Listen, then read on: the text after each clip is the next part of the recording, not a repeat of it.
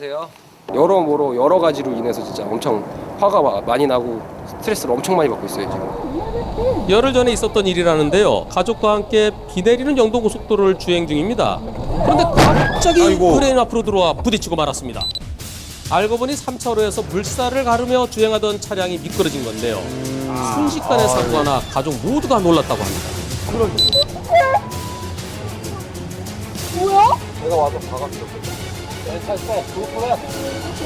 아니야, 빼지 마. 고속도로에서 입장상 큰일 나. 그렇죠. 차가 안 나가. 네, 그렇습니다.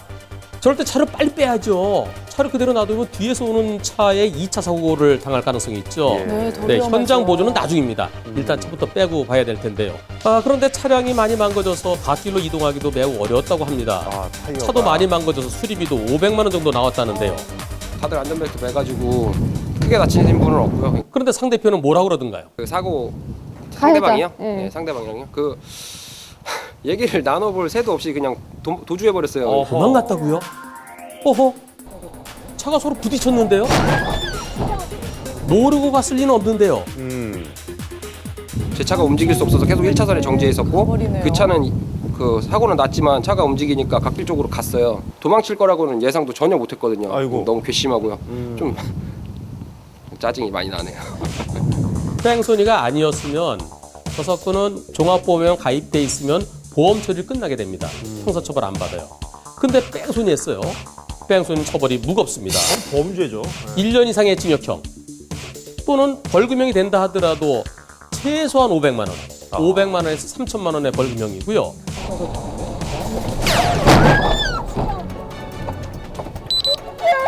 의뢰인 가족이 집으로 향하던 길입니다. 저녁 7시 깜깜하죠. 그런데 갑자기 어허! 사고 날 그 당시에 요단간 건너는 줄 알았습니다. 너무 수력이 커가지고 에어백 터지면서 동시에 아버지까지 깨졌고요. 이 사고로 수리비만 2,700만 원이나 나왔다고 그러는데요. 의뢰인과 중학생인 딸은 흉골골절, 각 6주 진단을 받았고요. 네, 많이 다치셨네요. 근데 상대편은 왜 거꾸로 달려왔다고 하던가요? 갑자기 고양이가 뛰어들어서 할 수 없이 중앙선 좀 꺾었다고 그런 말씀하셨죠. 사고 현장 다시 보시죠. 살짝 커브길이죠. 커브길에서는 속도를 줄여야죠. 같은 속도로 계속 달리다 보면은 원심력에서 튕겨나갈 수 있잖아요. 속도를 줄여서 완만하게 진행해왔더라면 설령 고양이가 나타났다 하더라도 굳이 중앙선을 넘지 않고서도 진행할 수 있었을 것 같아요. 네. 비록 고양이 때문에 일어난 사고라 하더라도 상대편의 100% 잘못입니다. 중앙선 침범이 그러네요. 의뢰인의 출근길 영상인데요. 아이고 깜짝 놀라셨겠습니다. 갑자기 인도 쪽에서 차 뒤쪽에서 이제 주차되어 있는 차 뒤쪽 인도에서 자전거가 갑자기 튀어나오더라고요. 오른쪽에 주차되어 있는 차들 때문에 자전거 나오는 걸 못 봤고 자전거도 역시 차가 오는 걸 못 봤다네요. 많이 안 다쳤어야 될 텐데요.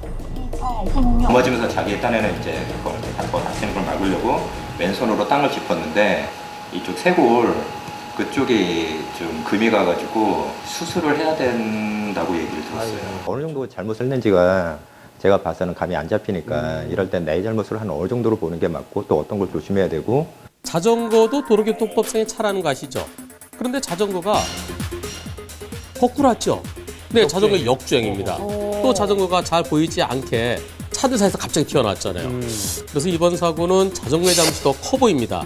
자전거 70, 자동차 잘못 한 30 정도로 보여집니다. 이게 사람하고에 대한 인사사고다 보니까는 비율이 어떻든 간에 어쨌든 치료비나 그건 우선 보험회사에서 지불이 되는 거니까 우선 제 차는 그냥 자차로 해서 차 수리는 끝났습니다. 자동차 운전자에게 1%만 잘못이 있어도 치료비는 다 대준다 이런 얘기가 있죠. 상대편 자전거 운전자의 치료비 다 대준 것은 그건 맞습니다. 그리고 자동차 망가진 거요. 거기에 대해서 자전거 운전자한테 70% 달라라고 할 수는 있지만 그러나 나는 차만 조금 다쳤잖아요. 차만 망가지고 상대편은 자전거 망가지고 사람도 다치고 자동차 망가진 것을 내 차에 자차로 처리한 거 그것은 잘하신 것 같습니다. 고속도로고요. 그게 차가 많지는 않았고요. 1차로를 이제 시속 한 100km 이상 가고 있었던 것 같아요. 근데 앞에 이제 아토즈가 보이는데 아토즈가 뭐가 이렇게 많이 나가고 있지는 않았고요. 2차로를 달리던 승합차는 상당히 더 빠르죠. 네, 네. 과속인 것 같습니다. 그런데 사고로 이어졌습니다. 그런데 또 의뢰인도 사고 났네요. 허허, 의뢰인은 왜 사고가 난 건가요? 그런데 제가 놀래가지고 브레이크를 순간적으로 밟았는데 이제 염화칼슘을 많이 뿌리지 않습니까? 여기 미끄럽다 보니까 뒤쪽에 제 차는 이제 180도 회전하고 아하, 사고 차량이 1차로로 튕겨져 올까봐 그래서 브레이크를 밟았는데 차가 미끄러진 거군요. 회사에서도 무조건 뭐 주도보고 100% 해야 된다고 하니까 이건 아닌 것 같다는 생각이 들었어요. 그 사고 유발을 한 부분이 있는데 무조건 저만 다 그것을 책임을 지라고 한다는 게 조금 억울하더라고요. 만약에 그쪽 차가 튕겨져서 내가 그 차를 부딪히거나 또는 그 차를 피하다 사고 났다 그러면 그쪽에서 책임이 있죠. 하지만 그쪽 차가 튕겨지지는 않았어요. 저 차 때문이었지만 그러나 인과관계가 무한정 연장되지는 않습니다. 따라서 이번 사고는 아쉽게도 상대편의 책임 묻기는 어렵고 나 혼자 책임으로 돌아가야만 될 것 같습니다.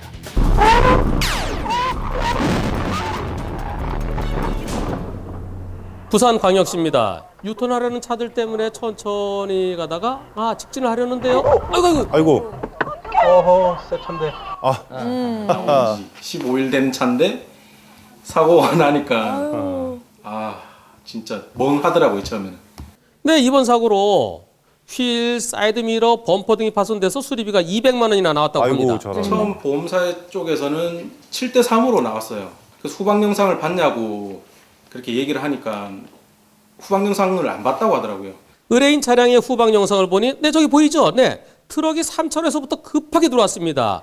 자, 이걸 보여주니까 그 다음에 과실 비율이 좀 달라졌나요? 그걸 확인하고 그때서야 이제 9대1이라고 얘기를 하더라고요. 근데 저희는 9대1도 사실상 억울하죠. 15일밖에 안 된 차를.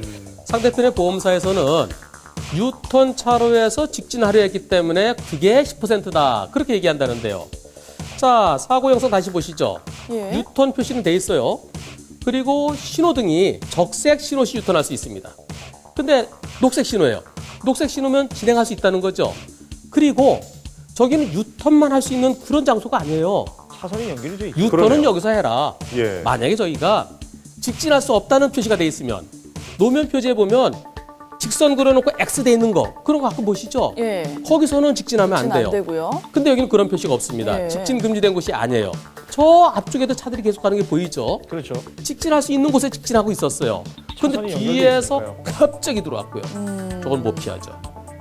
제가 볼 때는 100대 0일 사건으로 보여집니다. 어허, 새 차인데. 제가 후미 충돌을 하다 보니까 제가 이제 가해자인 줄 알고 이제 뭐 서로 별말이 없었어요. 의뢰인이 가해자인 줄 알았다는 사고 영상을 보겠습니다. 예, 얼핏 봐서는 정말 뒤에서 들이받은 후방 추돌 사고 같네요. 어쩌다가 이런 사고가 일어난 건가요? 차로로 주행 중이었는데 1차선 뒤쪽에서 갑자기 저를 추월하면서 칼치기로 들어와가지고 그랬군요. 상대방이 칼치기로 들어왔다고요? 네, 그럼 부딪히기 전 상황을 보시겠습니다. 상대 차량이 갑자기 끼어들고는 급정거까지 했는데요. 사고 난 뒤에 급하게 상대편이 들어오네요. 뭐라고 그러던가요? 상대방이 계속 쌍방 과실이라고 주장을 하니까 저에게 과실이 주어진다면 너무 억울할 것 같습니다. 저에게도 잘못이 있는 건가요? 근데 이번 사고는 상대편이 오른쪽에 있는 건물로 들어가기 위해서 갑자기 끼어들어서 급정거하는 바람에 어차피 그쪽으로 들어가려면 속도를 줄여야 되니까요. 그렇게 사고가 난 건데요. 일단 내 앞으로 들어왔으면 내가 안전거리를 유지해야 되는데요. 안전거리를 유지하려고 하는데 그 차가 바로 쓴 거죠. 뒤에서 갑자기 들어왔으니까 예상도 못했죠. 그리고 도저히 피할 수도 없었던 저 사고. 100대 0으로 보여지는 사고입니다. 오, 오히려.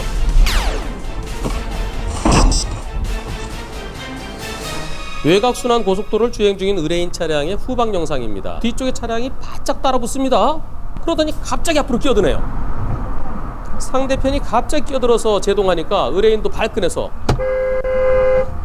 경적을 울립니다. 그리고는 피해가는가 싶다가 아하, 의뢰인도 상대편 차량 앞으로 끼어들어서 시위를 하네요. 에이, 그냥 가시지. 브레이크 한번 살짝 밟아주고 그리고 그냥 쭉 갑니다. 쭉 가고 있었는데요. 그런데 상대편 차량이 화가 났는지 다시 의뢰인 차량 앞으로 끼어듭니다. 그러고는 점점 속도를 줄이더니 차를 세우네요. 차를 세워서 의뢰인에게 다가옵니다. 왜요? 그걸 쓰는데요.